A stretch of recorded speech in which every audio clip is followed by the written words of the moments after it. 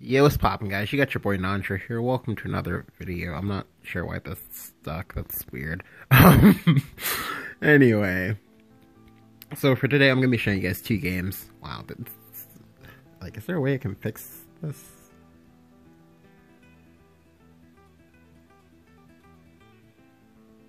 Okay, whatever. It doesn't matter.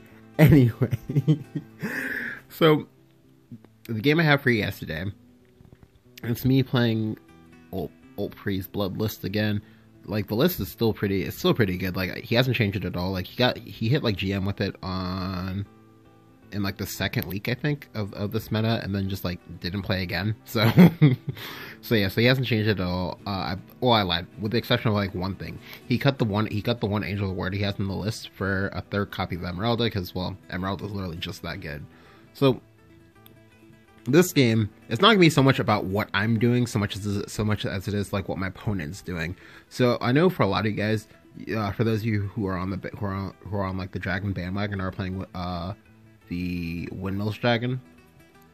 I know a lot of you guys, like, right now, because people are actually teching for it, which is actually really nice. I actually really like that people are teching for it, and that the tech that exists for it is pretty good, and that the burly axe wielder. But anyway. But I know for a lot of people, like, they build their Windmills deck in such a way that, like, if the Windmills gets blown up, you lose the game.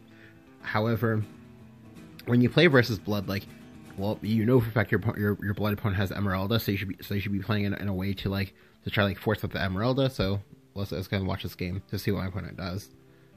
Now, of course, I'm also going to talk about what I'm doing, but.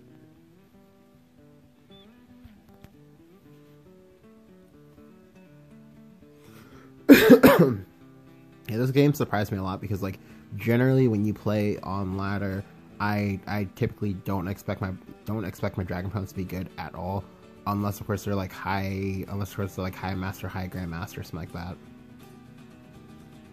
So I kept the Kai'Sa. You always keep Kai'Sa versus dragon because Kai'Sa is just so good. Like, it helps you to not lose card advantage to their AoEs. Granted, I'm gonna get punished for the Kai'Sa, and now I don't draw 2 drops, and now I'm kind of sad. He plays the Oracle onto like a good player. We see that he only redrew 1 card, so I'm assuming he has Ayala Dragon Sword and is maybe planning to evolve it, or he has Sybil, one of the two, or possibly Forever, of course. Now, I'm assuming he probably has Forever here, and he's just gonna Forever me. However, the bright side about this is that if he Forevers me, there's a chance he can like risk overdrawing. Not now, but I think the turn after this turn. He plays another Oracle, and then he plays a Salamander. I'm like, wow, okay.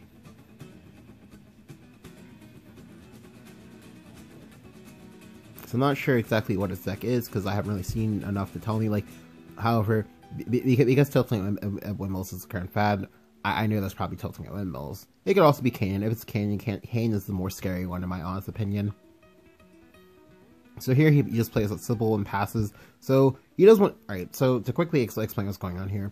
He doesn't want to and or need to use his Evo here, because if he uses his Evo, he plays hard. I mean hard into Scarlet Sabrina. Like granted, he's already playing into Scarlet Sabrina as well already, but he can play even harder into it, and that'd be like dangerous for him. Anyway, so what we're gonna see me do here is we're gonna see me go ahead and get aggressive. It's really important that I get aggressive this turn, because like he just used a Breath of the Sovereign. Like, the odds of him having a second Breath of the Sovereign are so low. So I'll just go ahead and go face here. I'll go ahead and evolve to clear off the Sybil. And this is nice because, like, now the Sybil is not Sybil. The Scarlet is at 3 HP. At 3 HP, it doesn't die to Israfil. So he needs to have a second Breath of the Sovereign. Unfortunately for me, he did in fact have the second Breath of the Sovereign, which is unfortunate. It's unfortunate, to say the least. So now here, what we're going to see me do here is actually going to see me try to bait the crap out of my opponent. What we'll see me do here is let me see me play out the Grim Nurse. This way he can't just like go like Ozzy Hawker or like Zeus or something like that. And by playing up this, like, this is like a relatively low turn for me. Yeah, just like a low tempo turn for me. So if he has Windmills here, he's gonna play the Windmills. Like, he's 100% just gonna play the Windmills. If he plays the Windmills, that's great. I can get him. Unfortunately, my opponent does not take the time to play the Windmills this turn.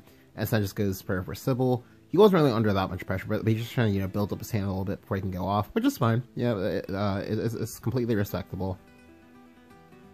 So here I draw the Phantom Cat. So the Phantom Cat would be good, except I've drawn a lot of cards, so I can't play the Phantom Cat because I don't want to overdraw 2 for no reason. Well, 3 cards, I think, for no reason.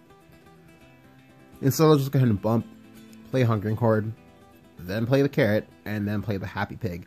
Ordinarily, I would hold back the Happy Pig, but I need to empty out my hand. I need to empty out my hand because I need to play. I need to be able to play at this Phantom Cat. So here he just goes Saha Isra. I'm like, okay, that's fine. It's annoying, but it's fine. And then he also plays with the Scyther. So before he played with the Scyther, I was like, oh, okay, well this is like whatever. I can just deal with this. But now that he's played with the Scyther, this is actually super scary for me. I have a lot of options for what I can do here, but I'm just 100% just gonna go ahead and play out the P-Cat. The reason why you play it out is just because you want to draw the cards, and P-Cat is kind of a heavy card, so you definitely want to kind of play it now. We have the option to.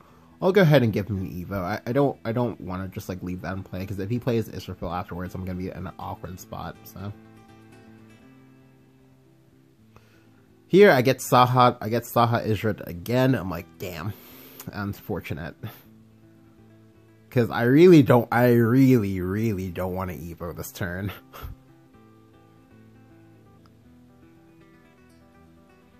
So here I do make a slight, I guess you can call this an overextension.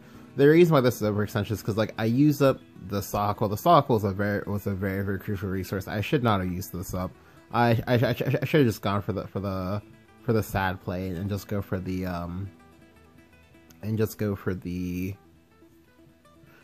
Hector plus like Hungering Horde and then like play Lyrios or something like that. But I chose not to. Additionally, another play that they could go for here, which actually be like a great play, is you can go Hungering Horde, Lyrial, and then Hector. And then like evolve the Lyrial over the now 4/1 Saha Quill, since we have 2 4/4s in reward, and that probably forces him to either play out. Well, that probably forces him to actually play out the Bahamut, to which you then have the Moon Man, and you can just like kind of hang back with that. But I decided to go for this play instead. Like, this play is not as good as it could be, and I do use up the valuable resource of the Saha Quill.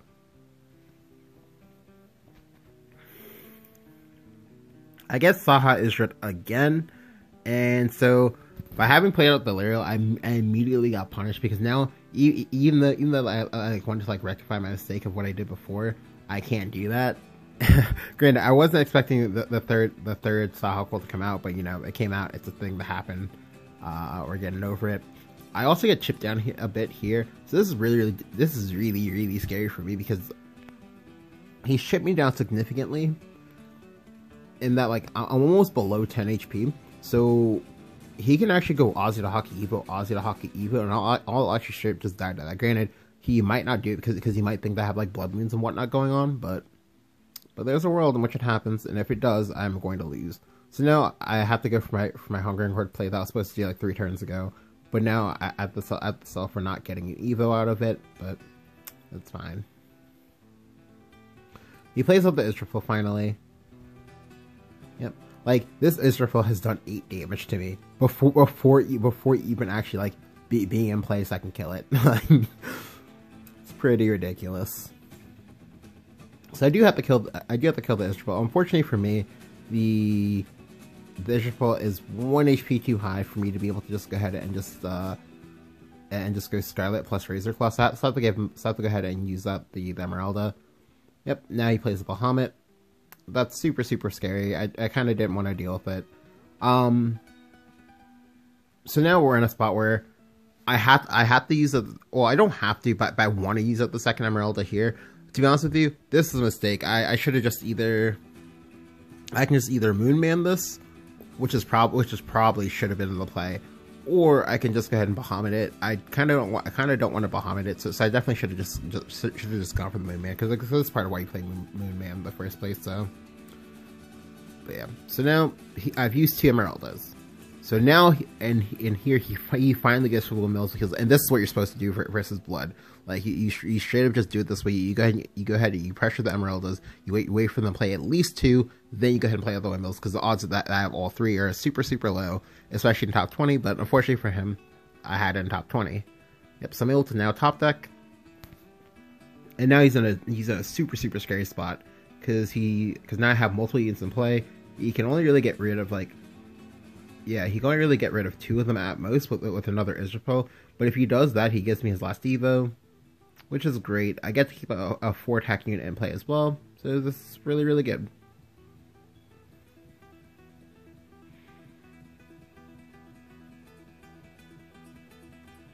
Alright, so here, what we'll go ahead and see me do here is we'll go ahead and see me trade. Second Scarlet. I want a Scarlet here because I'm actually in danger of dying to Queen Windmills Israel. So I kind of want to stay out of range of that if I can. He shows me the 3rd Breathless Lavender. I'm like, okay, so it's annoying, but that's fine. And then he passes. So here, because he just passed, that now gives me an opportunity to go ahead and play down my spawn. He should know that I only have 13 damage, and I've used 3 copies of my... And I've used 3 copies of my Emeralda, so if he wants to kind of like slam down Zeus here, that'd be, well, really dangerous for me. However, because I know he's on windmills, he's confirmed windmills, that means that the odds of him playing Zeus are very low. So this for me is a safe play.